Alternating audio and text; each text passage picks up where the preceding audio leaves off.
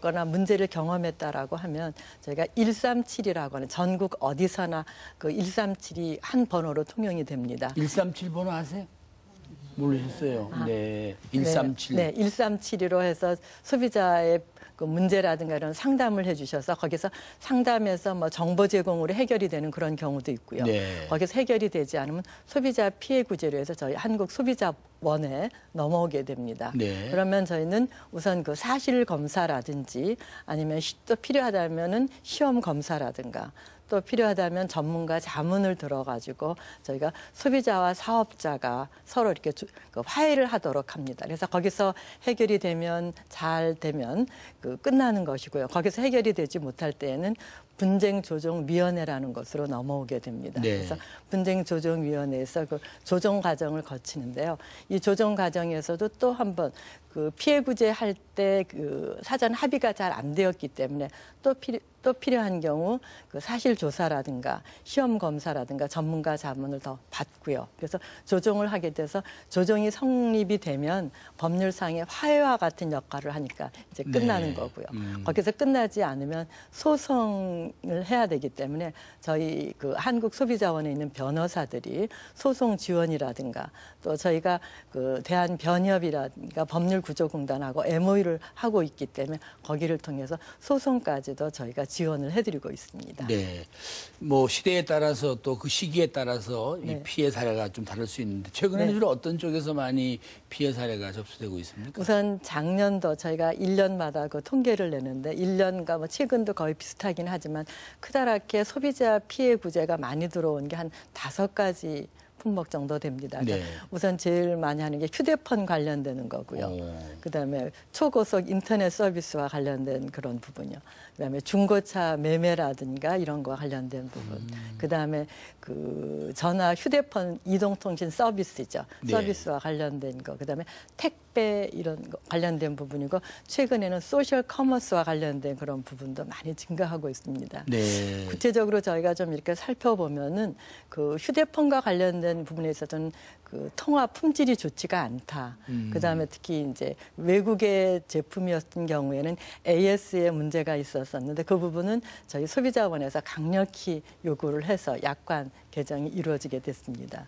그다음에 이제 초고속 인터넷 서비스와 관련된 거는 뭐 많이 경험하시겠지만 그거를 바꾸고 싶을 때 계약을 해지한다든가 이랬을 때 그 상당 부분의 위약금을 요구한다든가 하는 그런 네. 부분이어서 소비자들이 바꾸지 못하게 하는 그런 그 피해가 많이 들어오고요. 올가매는군요. 네, 그렇죠.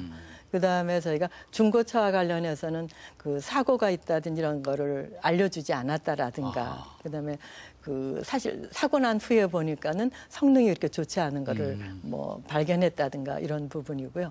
그다음에 택배와 관련된 부분은 이제 아무래도 그 물건이 손상되거나 이런 부분이 돼서 저희가 그 많이 일어나는 피해에 대해서는 피해 유형이라든가 이런 분석을 해서 안전주의보라든가 피해 주의보라든가 피해 경보 이런 거를 발령하고 있습니다. 네. 그 외국 말씀을 아까 하셨는데 네. 지금 우리가 뭐 수입품이 워낙 많지 않습니까? 네. 앞으로도 뭐 불가피한 일인데 네. 이 피해를 준 업체가 외국 물건, 외국 서비스일 때는 우리의 힘이 네. 미치나요? 어떻습니까? 저희가 크다랗게 2가지로 나눠볼 수 있는데요.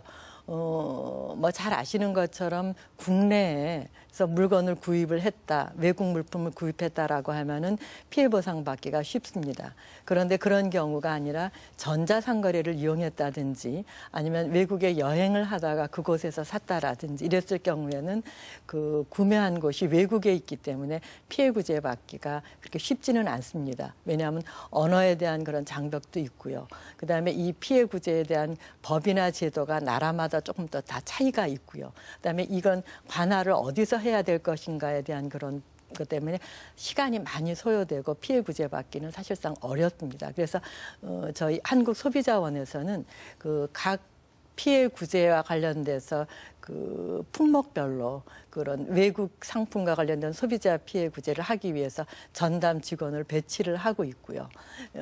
이런 부분은 개별적인 노력도 중요하겠지만 어떤 국제적인 차원에서 그런 소비자 피해를 많이 유발하는 국가들이라든가 혹은 국제기구를 통해 가지고 그런 분쟁 해결을 하려는 그런 노력을 하고 있습니다. 네. 그러면 우리 소비자원에서 주요 국가에 좀 주재원이 나가고 그래야 될 것 같은데 네. 나가 있나요?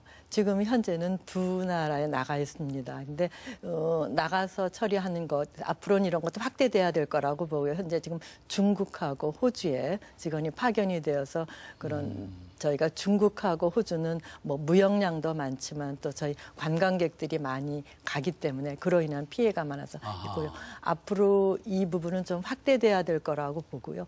이거 이외에도 저희가 ICPN이라든지 이런 그 소비자 문제를 그 소비자 보호나 소비자 문제를 같이 노력하는 그런 국제기구를 통해서 이런 국제 규범이라든가 이런 거에 대한 어떤 통일성, 그다음 피해 구제에 대한 어떤 효율성에 대해서 지속적으로 논의를 하고 있습니다. 소비자들은 우리 소비자원이 좀 강한 힘을 가졌으면 좋겠다는 바람도 있는데 좀 뭐 사법기구나 이런 좀 구속력 있는 권한을 좀 갖고 싶지 않으신가요?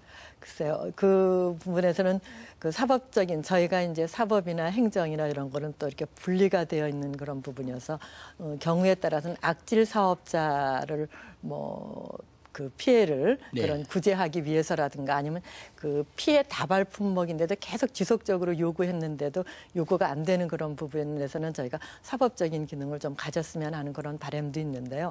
전 국가적으로 봤을 때 사실 가장 중요한 거는 사업자 스스로 알아서 잘해주는 것이 그 사회적인 비용을 낮출 수 있는 그런 가장 좋은 방법이거든요. 그래서 소비자한테 가장 중요한 거는 경쟁이라고 얘기를 하거든요. 그러니까 사업자들이 그 열린 시장에서 자유롭게 경쟁을 하고 소비자한테 충분한 정보가 제공이 된다라고 하면 소비자들 스스로가 선택을 할 수 있기 때문에 그 올바른 거래 관행을 하지 않거나 좋은 제품을 만들지 않는 기업은 스스로 시장에서 도태하게 되겠죠, 보면. 그래서 그 자율적인 측면을 강조하는 그런 쪽으로 가는 것이 사회적 비용을 낮출 수 있다고 봅니다. 네. 자, 이제 방청객들에게 마이크를 한번 넘기겠습니다. 우리 원장님한테 궁금하신 거 있으면 여쭤보세요. 저 시골에 계신 어머니께서 건강식품을 사셨는데요. 너무 비싸게 주시고 사신 거예요. 이렇게 너무 이제 가격을 보니까 부풀려진 가격에 사셔가지고 너무 놀랬거든요. 근데 전국에 계신 시청자분들께도 이런 경험을 하신 분들이 계셨을 것 같아요. 근데 혹시 이 가격이나 이런 거를 우리가 어떻게 대책을 하고 시골에 계신 어머니 분들께서도 대책을 어떻게 하셔야 되는지 궁금합니다. 뭐 잘 아시는 것처럼 저희가 앞으로는 고령화 사회가 돼가기 때문에 노인 소비자가 이제 크게 증가할 거라고 봅니다. 이런 노인 소비자 문제가 발생하는 거는 노인들이 우선 첫째는 외로우시고